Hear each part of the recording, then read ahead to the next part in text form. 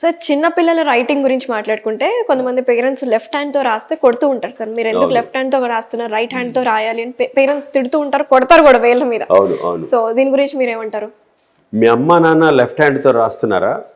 వాళ్ళిద్దరూ రైట్ హ్యాండ్తోనే రాస్తున్నారు కదా, నువ్వేంటి ఫస్ట్ టైం లెఫ్ట్ హ్యాండ్తో రాస్తున్నావు అని అమ్మమ్మ, నానమ్మ, తాతయ్య చాలామంది అనుకోకుండా చేతి వాటాన్ని మార్పించే కుటుంబాలు నేను చూశాను. అది తప్పు కాదండి, నేరం, ఘోరాతి ఘోరం. ఎట్టి పరిస్థితుల్లోనూ ఎవ్వరూ చేతి వాటాన్ని మార్చకూడదు. ఎడం చేతి వాటం ఉంటే ఎడం చేత్తోనే కంటిన్యూ చేయించాలి, కుడి చేతి వాటం ఉంటే కుడి చేత్తోనే కంటిన్యూ చేయించాలి. ఎట్టి పరిస్థితుల్లో ఈ చేతి నుంచి ఆ చేతికి, ఆ చేతి నుంచి ఈ చేతికి మార్చకూడదు. ఎందుకంటే మనం సరిగ్గా ఇలా ఇలా ఉంటే ఇలా నిలువుగా రెండు భాగాలుగా ఉంటుంది మన శరీర భాగం అంతా. ఈ కుడివైపు భాగాన్నంతా ఎడమవైపు మెదడు భాగం కంట్రోల్ చేస్తూ ఉంటుంది. మెదడులో ఉండే కుడివైపు భాగం ఎడమవైపు శరీర భాగాలను కంట్రోల్ చేస్తూ ఉంటుంది. అంటే ఒక చిన్న పిల్లాడు, ఒక పాప పుట్టిన తర్వాత 12-14 నెలలు అయిన తర్వాత ఎడం చేత్తో ఎక్కువ వస్తువులు తీసుకోవడం, లేకపోతే ఎడం చేత్తో ఇవ్వడం, ఎడం చేత్తో తినడానికి ప్రయత్నించడం, ఇలా చేస్తున్నప్పుడు ఎడమ చేతి వాటం వస్తుందేమో అని డౌట్ వస్తుంది మనకి. అప్పుడు పెద్దవాళ్ళు గయ్యమని పడిపోయి వాళ్ళ మీద రాక్షసుల్లాగా విరుచుకు పడిపోయి ఇదేంటి మన వంశంలో ఎవ్వరూ లేదు, మొట్టమొదటిసారి ఈ పిల్లాడు ఎందుకు ఎడం చేత్తో మొదలు పెడుతున్నారని కంగారు పడిపోయి వాళ్ళని బలవంతంగా కుడి చేతి వాటానికి మార్పించడానికి ట్రై చేస్తారు. అవును సార్. ప్రపంచంలో ఏ డాక్టరు, ఏ సైన్స్ చేతి వాటాన్ని మార్చమని చెప్పదు. ఈ పేరెంట్స్, ఈ గ్రాండ్ పేరెంట్స్ వాళ్ళకంటే పెద్దవాళ్ళని ఫీల్ అవుతూ ఉంటారు, మార్చేస్తూ ఉంటారు. అది చాలా తప్పు. ఏమవుతుందో చెప్తాను. సడన్గా చేతివాటాన్ని మారిస్తే నత్తి వస్తుంది పిల్లల్లో. చాలామంది తడబడుతూ మాట్లాడే పిల్లల వెనకాతల కారణం ఇదే. ఎందుకంటే మనం ఈ భాగాన్ని నుంచి ఈ భాగానికి మార్చడానికి మనం ట్రై చేస్తున్నాం ఒక మనిషిగా. అంటే it's almost like taking God's administration into your hands, which is very wrong. ఎడమ చేతి వాటం తప్పు కాదు, ఎడమ చేతి వాటం శాపం కాదు. ఎవరి మనోభావాలైనా దెబ్బతింటాయో నాకు తెలియదు, కానీ కుడి చేత్తో డబ్బులు ఇవ్వాలి, కుడి చేత్తోనే పువ్వులు ఇవ్వాలి, కుడి చేత్తోనే పెద్దవాళ్ళకి ఏదైనా వస్తువులు ఇవ్వాలని ఒక సంప్రదాయం చిన్నప్పటి నుంచి మనకు నేర్పించారు. 2 నాస్ట్రిల్స్ ఉంటాయండి. ఎవరైనా చెప్పగలరా ఏది ఎక్కువ గొప్పదో? కుడివైపు ఎక్కువ గొప్పదా, ఎక్కువ ఎడం వైపు? 2 కళ్ళు ఉన్నాయి కదా మీకు, ఏ కన్ను ఎక్కువ గొప్పదో చెప్పండి. 2 చెవులు ఉంటాయి, ఏ చెవు ఎక్కువ గొప్పదో ఎవరైనా చెప్పగలరా? మరి చేతులకి ఎందుకు వచ్చింది పాపం? ఇవి కూడా శరీరంలో 2 భాగాలు కదా, మన కళ్ళలాగే, మన చెవుల్లాగే, నాస్ట్రిల్స్ లాగే, మెదడులో ఉండే లెఫ్ట్ రైట్ లాగే, కాళ్ళలాగే. కాళ్ళకు కూడా ఉందండి ఈ తేడాలు. చేతులకి కాళ్ళకి మాత్రమే తేడాలు. కుడికాలు పెట్టాలి కదా, ఎడమ కాలు పెడితే ఆ వంశం నాశనం అయిపోతుంది. కుడి చేత్తో 100 రూపాయలు ఇస్తే వెంటనే 150 రూపాయలు అయిపోతుంది. ఎడం చేత్తో ఇవ్వగానే 50 రూపాయలు అయిపోతుంది, కుడి చేత్తో ఇవ్వగానే 150 రూపాయలు అవుతుంది. ఎప్పుడైనా అయిందండి? ₹1 కూడా పెరగదండి. మరి ఎందుకు అలాగో తెలియదు. చేతులు శుభ్రంగా ఉంటే ఎడం చేత్తో భోజనం చేసినా తప్పు. అమ్మాయి రైటింగ్స్, అమ్మాయిలు రాసే రైటింగ్స్ అలాగే అబ్బాయిలు రాసే రైటింగ్స్ కొంచెం డిఫరెన్స్ ఉంటుంది సార్, ఈజీగా తెలిసిపోతూ ఉంటుంది. సో కొంతమంది అమ్మాయిలది బ్యాడ్ హ్యాండ్ రైటింగ్ ఉంటుంది, కొంతమంది అబ్బాయిలది చాలా గుడ్ హ్యాండ్ రైటింగ్ ఉంటుంది. దీని గురించి మీ కమెంట్స్ ఏంటి? నేను 2 శాంపిల్స్ ఇస్తాను. ఇది అమ్మాయిది, ఇది అబ్బాయి అని చెప్తే ₹1,00,000 ఇస్తాను. ప్రపంచంలో ఎవ్వరూ అలా చెప్పలేరు. ఆ రైటింగ్ వాళ్ళ ఆలోచన విధానాన్ని బట్టి, వాళ్ళు సమాజాన్ని ఎలా చూస్తున్నారనే దాన్ని బట్టి, వాళ్ళు ఎలా పెరిగారు, వాళ్ళ సైకలాజికల్ ట్రైట్స్ ఎలా ఉన్నాయనే దాన్ని బట్టి రైటింగ్ వస్తుందే తప్ప ప్రపంచంలో ఎవరు ఇది ఇండియన్స్ రాసిందా, అమెరికన్స్ రాసిందా, లేకపోతే కుడి చేత్తో రాశారా, ఎడం చేత్తో రాశారా, లేకపోతే అమ్మాయి రాశారా, అబ్బాయి రాశారా అని ఎవరు కనిపెట్టలేరు. మీరు కనిపెట్టగలుగుతారా సార్? ఎవరు కనిపెట్టలేరు అంటున్నాను కదా. ఎవరు కనిపెట్టలేరు అసలు. రైటింగ్స్ డిఫరెంట్గా ఉండవు. అబ్బాయిలైనా అమ్మాయిలైనా అంటే ఆ సైకలాజికల్ ట్రైట్స్ని బట్టి మాత్రమే ఆ రైటింగ్ వస్తుంది. కాబట్టి మనం ఏజ్ని చెప్పలేము, జెండర్ని చెప్పలేము, ప్రాంతాన్ని చెప్పలేము, కుడి చేత్తో రాశారా ఎడం చేత్తో రాశారా కూడా చెప్పలేము. అలా ఎవరైనా చెప్తున్నారు అంటే అది వాళ్ళు మిమ్మల్ని చీట్ చేస్తున్నట్లు లెక్క. ఓకే, మరి మనం మాట్లాడుకున్నట్టు వాళ్ళ సైకలాజికల్ స్టేట్, వాళ్ళ బిహేవియర్ కూడా తెలిసిపోతుంది హ్యాండ్ రైటింగ్ ద్వారా అన్నారు కదా, అది ఎలా తెలుస్తుంది అంటారు? బిహేవియర్ తెలుస్తుంది. ఎందుకంటే చిన్నప్పుడు మనకు సైన్స్ టీచర్ చెప్పారు, నాలుకతో ఏదైనా రుచి చూస్తే అది నాలుక గొప్పతనం కాదు, మెదడు సంకేతాలు ఇస్తుంది. నడవాలంటే ఇప్పుడు చూడండి, ఇక్కడ రోడ్డు బాగుంది, ఇక్కడ చూడండి నేల బాగుంది, నేను మామూలుగా నడిచేస్తాను. అదే బయటికి వెళ్ళి బురదగా ఉన్నప్పుడు, వర్షం పడినప్పుడు, చిత్తడిగా ఉన్నప్పుడు నేను నడవాలంటే చాలా జాగ్రత్తగా నడుస్తాను. కాలికేం తెలీదు, కాలికి మెదడు చెప్తుంది ఇక్కడ బురదగా ఉంది, శరీరం అంతా పడిపోతుంది, జాగ్రత్తగా చూసి అడిగివే అంటుంది. అంటే శరీరంలో ఉండే భాగాలన్నీ హార్డ్వేర్ అనుకుంటే ఈ బుజ్జిముండ సాఫ్ట్వేర్ ఇక్కడ ఉంటుంది. అది చెప్పే ఇన్స్ట్రక్షన్ వల్లే శరీర భాగాలన్నీ కదులుతాయి. కాబట్టి ఈ ప్రపంచంలో ఏ ఇద్దరి చేతి రాత కూడా ఒకలాగా ఉండదు. మీ మనస్తత్వాన్ని బట్టి మీరు రాస్తారు, నా మనస్తత్వాన్ని బట్టి నేను రాస్తాను. అలా కాకపోయి ఉంటే మన టీచర్ మనకు ఎలా నేర్పించారో ఇప్పటివరకు మనం అలాగే రాసి ఉండేవాళ్ళం. మనం మార్చేస్తాం. మన టీచర్ ఐ మీద డాట్ పెట్టమని చెప్పారు, మనం సర్కిల్ పెట్టేస్తాం. మన టీచర్ మనకి T cross bar left right బ్యాలెన్స్డ్గా ఉండాలని చెప్పారు, మనం రైట్ సైడ్కో లెఫ్ట్ సైడ్కో రాసేస్తాం. ఇదంతా మన సైకాలజీ. ఓకే, ఇప్పుడు కామన్గా చిల్డ్రన్స్ చేసే మిస్టేక్స్ ఏంటి చెప్పండి సార్? చిన్నపిల్లలు ఇంగ్లీష్లో రాసే పదాలు, ఇంగ్లీష్లో రాసే పదాల్లో చాలా మిస్టేక్స్ చేస్తారు. ఫర్ ఎగ్జాంపుల్, సో ఇలా ఉంటే ఒక వర్డ్ ఎవరు చదవలేరు, ఇది ఒక ఇంగ్లీష్ పదం. ఏంటి సార్ ఇలా ఉంది? ఏదో సున్నాలు సున్నాలు సున్నాలు చుట్టినట్టు ఒక స్ప్రింగ్ లాగా ఉంది. స్ప్రింగ్ లాగా ఉంది. మీరు జాగ్రత్తగా చూస్తే ఇక్కడ డబ్ల్యూ అనే ఒక అక్షరం కనపడుతుంది, ఇక్కడ ఈ అనే ఒక అక్షరం కనపడుతుంది, ఇక్కడ ఎల్ వెల్ అనే ఒక పదానికి వచ్చిన తిప్పలవి. Oh my God. సరిగ్గా ఇంగ్లీష్లో రాస్తే డబ్ల్యూఈ ఒక హైట్లో ఉండి ఎల్ఎల్ ఇంకో హైట్లో ఉండి స్పేసింగ్ సరిగా ఉండి కనెక్షన్ సరి, ఇది కరెక్ట్ హ్యాండ్ రైటింగ్. లేదా నాన్ కర్సివ్లో రాస్తే చాలా నీట్గా ఇలా రాయొచ్చు. అంతే తప్ప ఇలా రాయకూడదు. అంటే ఇది ఒక మిస్టేక్. పిల్లలు చేసే మిస్టేక్స్లో ఒకటి కలిప్రాత సరిగా నేర్చుకోకుండా పిచ్చి పిచ్చిగా రాయడం,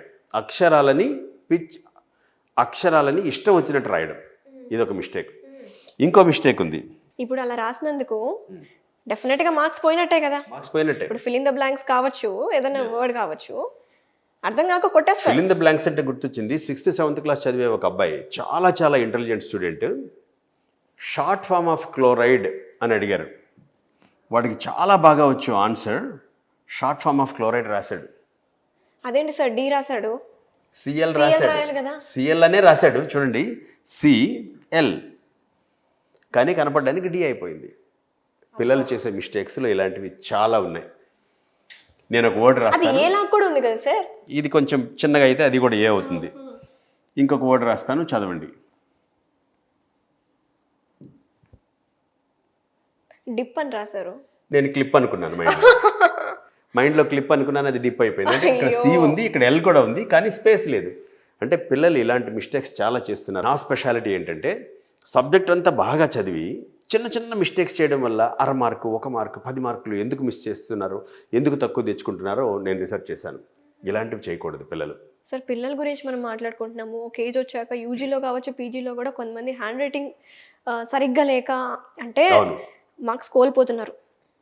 అంటే కొన్ని కాంపిటేటివ్ ఎగ్జామ్స్కి బబ్లింగ్ సిస్టమ్ వచ్చింది, ఆ బబ్లింగ్ కూడా ఏదైనా కాన్సెప్ట్ ఉందా sir? Bubbling is different, hand writing is different. Bubbling చేసేటప్పుడు కూడా చాలా జాగ్రత్తగా రౌండ్లో మాత్రమే చేయాలి. హ్యాండ్ రైటింగ్లో మీరు యూజీ పీజీ అంటే గుర్తొచ్చింది, ఒక యూనివర్సిటీకి వెళ్ళాను నేను. ఎంఏ ఫైనల్ చదువుతున్న ఒక స్టూడెంట్ చాలా విచిత్రంగా ఇలా రాశారు. సో ఒకసారి చదవడానికి ట్రై చేయండి. Sign if I can't. నేను అడిగింది సిగ్నిఫికెంట్ అని. సిగ్నిఫికెంట్ అనే ఒక చిన్న వర్డ్ పీజీ స్టూడెంట్ ఇలా రాస్తే చూడండి, సబ్జెక్ట్ నాలెడ్జ్ ఉంది, 10 నెలలు 2 సంవత్సరాలు కష్టపడి చదివిన తర్వాత, నాలెడ్జ్ సంపాదించిన తర్వాత, ఎంతో సాక్రిఫైస్ చేసిన తర్వాత, సబ్జెక్ట్ మీద అవ్యాజమైన ప్రేమను పెంచుకున్న తర్వాత చేతిరాతలో జరిగే చిన్న మిస్టేక్స్. చూడండి సార్ ఎంత డిఫరెన్స్ ఉంది ఈ గ్యాప్ ఉండడం వల్ల. Unwanted gaps. సో ఒక చోట గ్యాప్ ఎక్కువ వస్తే ప్రాబ్లం అయిపోతుంది, ఒక చోట గ్యాప్ రాకపోతే ప్రాబ్లం అవుతుంది. అందుకని మాకు చిన్నప్పుడు చెప్పేవాళ్ళు ఒళ్ళు దగ్గర పెట్టుకుని రాయండి అని. నేనేమంటానంటే ఒళ్ళు కాదు, చెయ్యి వేళ్ళు అన్నీ దగ్గర పెట్టుకుని రాయాలి, చాలా కేర్ఫుల్గా. ఎందుకంటే ఆ రాసే అక్షరం ర్యాంక్ డిసైడ్ చేయడం కాదు, భవిష్యత్తుని మొత్తాన్ని డిసైడ్ చేస్తుంది. కొన్ని 100 మంది నాకు మల్లికార్జున్ నాకు చిన్నప్పుడు పరిచయం అయి ఉంటే ఐఏఎస్ ఆఫీసర్ని అయి ఉండే, ఒక 20 ఏళ్ల క్రితం, ఒక 15 ఏళ్ల క్రితం పరిచయం ఉంటే నేను ఇప్పుడు కొట్టేసేవాడిని, ఐఏఎస్ కొట్టేసేవాడిని అనేవాళ్ళు చాలామంది అంటారు నాతో, చాలామంది ఇప్పటికీ. అంటే అంత ఇంపాక్ట్ ఉంటుంది. ఈ మధ్య చూడండి చాలా ఇంటర్వ్యూస్లో సివిల్స్ రాసిన వాళ్ళు కేవలం రైటింగ్ బాగాలేకపోవడం వల్ల ఎంతమందికి ర్యాంక్ రాకపోవడం, సీట్ రాకపోవడం, మళ్ళీ రెండోసారి రైటింగ్ మార్చుకుని వచ్చిన తర్వాత నేను ఎంతమందిని సెట్ చేశాను. సార్ ఇప్పుడు మీరు ఒళ్ళు దగ్గర పెట్టుకొని రాయాలి అని మాట్లాడారు కదా సార్, మీరు అన్నారు పెన్ను దగ్గర పెట్టుకొని రాయాలి, చేతి వేలు కూడా దగ్గర పెట్టుకొని, అసలు పట్టుకునే విధానం కూడా చెప్పండి సార్. పట్టుకునే విధానం ఫస్ట్ స్టెప్. చాలామంది ఏమనుకుంటారంటే మా పిల్లాడికి నేను కాపీ రైటింగ్ బుక్స్ కొని ఇచ్చేసాను, లేకపోతే ఒక పెద్ద ట్యూషన్ మాస్టర్ని పెట్టేశాను, లేకపోతే పెద్ద స్కూల్లో వేశాను అనుకుంటారు. కానీ ఫస్ట్ ఆఫ్ ఆల్ పిల్లల్ని సరిగ్గా కూర్చుని పెన్ సరిగ్గా పట్టుకోవడం నేర్పించాలి. నేనైతే చాలా గట్టిగా చెప్తాను, హ్యాండ్ రైటింగ్ తర్వాత నేర్చుకోవచ్చు, ముందు సరిగా కూర్చోవడం నేర్చుకోండి, పెన్ సరిగా పట్టుకోవడం నేర్చుకోండి అని. ఇండెక్స్ ఫింగర్ మీద ఒక లైన్ కనిపిస్తుందా మీకు ఇక్కడ? ఇంత దూరం వదిలేసి పట్టుకోవాలి. ఎవరు పెన్నుని ఏ పెన్నుని పట్టుకున్నా సరే కరెక్ట్గా 1 ఇంచ్ ఇంత దూరం వదిలేసి పట్టుకోవాలంటే ఈ పెన్కి చూడండి కోన్ షేప్ ఉంది, ఇందుకే ఇస్తారు ఈ కోన్ షేప్. ఆ కోన్ షేప్ వదిలేసి ఇక్కడ పట్టుకోవాలి. మీరు గమనిస్తే 70-80% మంది పిల్లలు ఆ కోన్ షేప్ మీద పట్టుకుని రాస్తారు. ఇక్కడ పట్టుకుని రాస్తే ఆ అక్షరం ఏముంటో నాకు కనపట్టలేదు, కంటికి నా వేళ్ళు అడ్డం వస్తున్నాయి, అక్షరం కనపట్టలేదు. ఆ అక్షరం చూడడానికి నేను పడిపోయి రాస్తాను. అది చాలు హ్యాండ్ రైటింగ్ పాడైపోవడానికి. కొంతమంది మరీ దూరంగా పట్టుకొని రాసేస్తూ ఉంటారు, ఇది చాలా తప్పు, దారుణం. అవును సార్, అవును. అంటే 1 ఇంచ్ తర్వాత పట్టుకోవాలి, 3 వేళ్లతో మాత్రమే పట్టుకోవాలి, థంబ్, ఇండెక్స్, మిడిల్, అంతే. ఈ 3 వేళ్లతో పట్టుకోవాలి.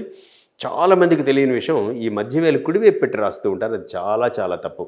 మధ్యవేలు ఎప్పుడు కింద వైపుకి రావాలి, థంబ్ బొటన వేలు ఎడమ వైపు నుంచి, ఇండెక్స్ అంటే చూపుడు వేలు కుడివైపు నుంచి, ఇలా 3 వేళ్లతో మాత్రమే సూర్యకిరణాల్లాగా అన్ని వైపుల నుంచి సమానమైన ప్రెషర్ ఇన్స్ట్రుమెంట్ మీద పడి రాస్తే కరెక్ట్గా వస్తుంది. మిగిలిపోయిన 2 ఫింగర్స్ లోపలికి క్లోజ్ చేయాలి. నేను ఇలా ఎదురుగా ఉంటే, నా ఎదురుగా బుక్ ఉంటే, బుక్ని కొంచెం ఎడం వైపుకి వంచాలి. నేను కుడి చేత్తో రాస్తుంటే, ఎడం చేత్తో రాస్తుంటే బుక్ని కుడివైపుకి బెండ్ చేయాలి. అంటే బుక్ డైరెక్షన్ నా చేతికి ఆపోజిట్లో ఉండాలి. కుడి చేయితే ఎడం వైపుకి, ఎడం చేత్తో రాస్తే కుడివైపుకి. బుక్ ఏ డైరెక్షన్లో ఉందో చేయి కూడా అదే డైరెక్షన్లో ఉండాలి. నేను కుడి చేత్తో రాస్తాను, చేయి స్లాంట్గా ఉంది, ఇదే డైరెక్షన్లో బుక్ కూడా ఉండాలి. బుక్ని ఎప్పుడు స్ట్రైట్గా పెట్టకూడదు, చెయ్యి ఎప్పుడు స్ట్రైట్గా పెట్టకూడదు, అడ్డంగా పెట్టకూడదు, స్లాంట్గా పెట్టాలి. ప్లస్ ఆ బుక్ నుంచి రాసే పేపర్ నుంచి కంటికి ఒక 25-30 సెంటీమీటర్స్ గ్యాప్ ఉంటేనే కరెక్ట్ హ్యాండ్ రైటింగ్ వస్తుంది. అంతకంటే తక్కువ గ్యాప్ ఉన్నా ఎక్కువ గ్యాప్ ఉన్నా హ్యాండ్ రైటింగ్ మీద ఖచ్చితంగా ఆ ప్రభావం పడుతుంది. Okay, okay. ఇలాంటి కొన్ని ఎగ్జాంపుల్స్ చెప్పండి సార్, కామన్గా చేసే మిస్టేక్స్, డూస్ అండ్ డోంట్స్ లాగా ఏమైనా ఉంటే చెప్పండి. Do's and don'ts. నేను ఒక అక్షరం రాశాను, చదవండి. దిస్ ఇస్ వై, కానీ ఐజే అని రాశాను, నేను చుక్కలు మర్చిపోయాను. కేవలం చుక్కలు మర్చిపోవడం వల్ల 2 అక్షరాలు కలిసి ఒక అక్షరం అయిపోతుంది. అంటే అది చాలు మనకి మార్కులు తగ్గిపోవడానికి, లేకపోతే ర్యాంక్ మిస్ అయిపోవడానికి. 10 మంది స్టూడెంట్స్ ఉంటారు, అందరూ దాదాపుగా ఒకేలాగా చదువుతారు, కానీ ఎగ్జామ్ రాసిన తర్వాత ఆ మార్కుల డిఫరెన్స్ మీరు చూస్తే ఆశ్చర్యపోతారు. 4%, 8%, 2% డిఫరెన్స్లు ఎందుకు వస్తాయంటే ఇందుకే వస్తాయి. చాలా చాలా జాగ్రత్తగా రాయాలి. సో చాలా ఎగ్జామ్స్లో రాస్తూ ఉంటారు పిల్లలు, చాలా బాగానే రాసేస్తూ ఉంటారు పాపం. చదవగానే మాకేమనిపిస్తుంది, ల్యాప్ అనిపిస్తుంది, కానీ వాడు ట్యాప్ అని రాద్దాం అనుకున్నాడు, ఆ క్రాస్ బార్ మిస్ అయిపోయింది. నేను పెడతాను అయితే. ఈ ఫెసిలిటీ టీచర్స్ ఇలా రాసి చేసే ఫెసిలిటీ ఉండదు. కొంతమంది ఎవరైనా రాస్తారేమో నాకు తెలియదు కానీ, బట్ ఆ ఫెసిలిటీ అయితే లేదు. అందుకని మనం చాలా చాలా జాగ్రత్తగా ఉండాలి. అందరూ గుర్తుంచుకోండి, కష్టపడి సంపాదించిన విషయ పరిజ్ఞానం 50% మాత్రమే. కాగితం మీద ఎలా రాస్తున్నారనేది మిగిలిన 50%. అందుకని చేతిరాత ఎప్పుడు చాలా చాలా స్పష్టంగా ఉండాలి. మరీ అందంగా ఆర్టిస్టిక్గా ఉండక్కర్లేదు, స్పష్టంగా మాత్రం ఖచ్చితంగా ఉండాలి. Great, great.